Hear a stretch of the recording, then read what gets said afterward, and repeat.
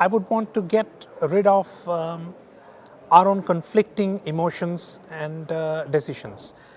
I can only do this, or I'm a researcher, only I'm supposed to do this, is a kind of attitude that I would want to leave behind at this level and take myself to the next level, which means being open to a whole lot of things. Call it social media, call it MROCs, you never know what's going to happen tomorrow. We're still very device dependent. Tomorrow we're going to be device independent and a whole lot is going to happen.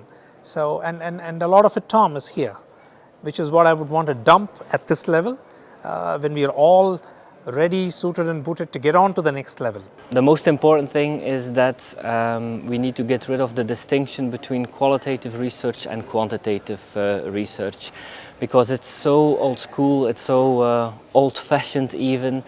I think we need new platforms, new techniques which combine the two into a powerful mix of methodology. There are so many new things out there, so many new methodologies, new research methodologies that you can use, but how do you find the best balance and mix?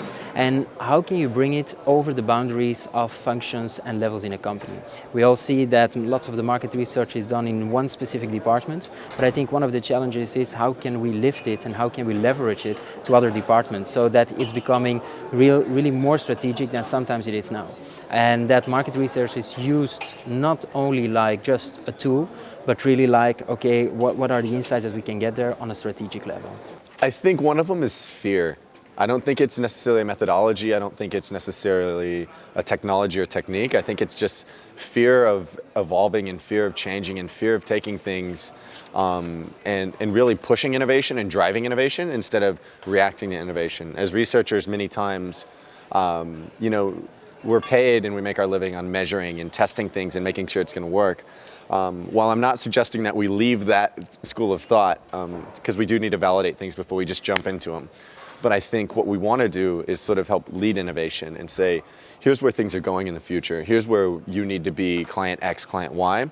So we're seen as the true leaders in innovation, not necessarily those that are testing and measuring and monitoring all the time. Yeah. I've worked across multiple industries, but the one commonality that I have faced across the industries, there are two things.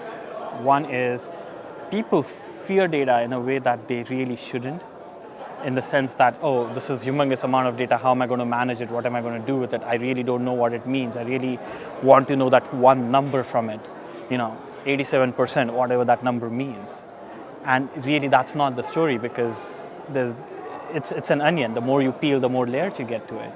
And so the trick is really how do we drive the content using the data, drive the inferences so that everyone understands it, not just the data geeks, or not just the board. I mean, everyone should really understand it.